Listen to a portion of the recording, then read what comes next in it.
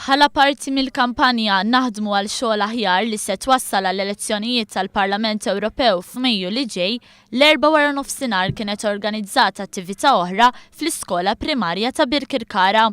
Waqt l-istess attività kien imniedi l-ktieb edukattiv bil-Malti Taqta' xadrit miktub minn Tony Kutajjar. Preżenti għal din l-okkażjoni kien hemm il-Ministru għall-Edukazzjoni u x-Xogħol Evarist Bartolo kif ukoll il-kandidati għall-Parlament Ewropew Charlon Guder u Clint Camilleri.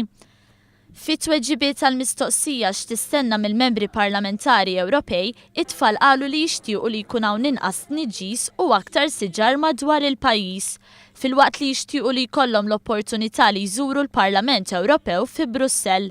B'reazzjoni għal kummenti ta' tfal, il-Ministru Bartolo stqarr li l-fatt li dawn qegħdin jagħtu priorità lill-ambjent fil-ħsieb tagħhom jirrifletti s-suċċess li kiseb il-programm edukattiv Ekoskola. Huwa ħeġġeġ l-tfal kollha sabiex ikomplu jagħtu importanza lill-ambjent billi jitkellmu mal-ġenituri tagħhom dwar dan is-suġġett. B'hekk kompla jgħid il-Ministru tista' tkompli titqajjem kuxjenza fil-familji Maltin u Għawċin dwar l-importanza li nibżgħu għall-ambjent li ngħixu fih aħna u l-ġenerazzjonijiet li ġejjin.